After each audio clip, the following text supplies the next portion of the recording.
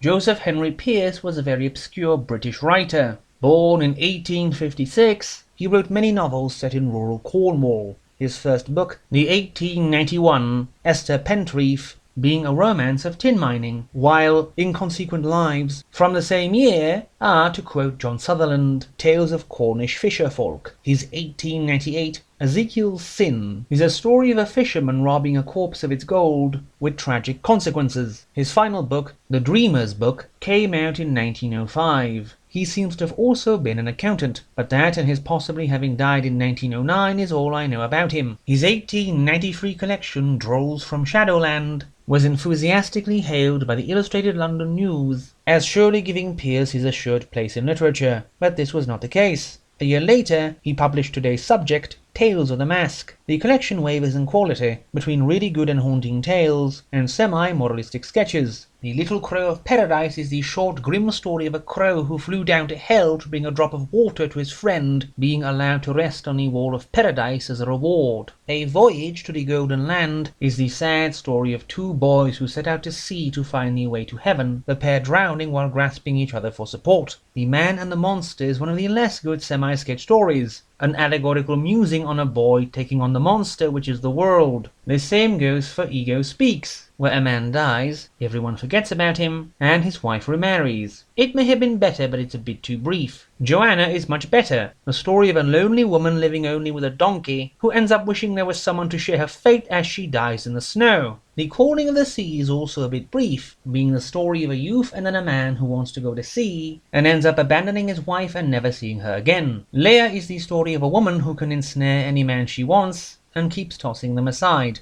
doing the same to the new minister, wrecking him utterly to show off her superiority. A droll result is an allegorical semi-story of a man being made to think he's selfish for wanting to marry, and it ends with the entire village kicking him until they shunt him into a pauper's grave. The Sorcery of the Forest tells of how a group of castaways found their way to a village of natives, the narrator finding a woman there, but finding her company hateful, so he runs off and never sees her again. This one is too short and feels like the beginning of a longer story we never got. A Pleasant Gossip is brief, but is one of the best tales, with Pearce seemingly at his best when writing about hell. In brief, a group of birds speak of 3 members of the same family, and among them the father, and of his brief escape from hell. Joel is the story of Joel, a miner, who could not marry because he had to take care of his ailing mother and sister, and then in middle age, he has a chance to marry his widowed sweetheart, but this is Pearce, so it does not go well. The Gifts of the Little Grey Man has the titular man give out glass cubes, which grant one wish, but the one man who takes one wishes for the end of his desire, which ends up quite horribly for everyone. Only he is made not to care. Passing On is again a sketch allegory, about a ghost seeing the true nature of men after it passes. It's a very weak ending to the book. Pearce is definitely a good writer,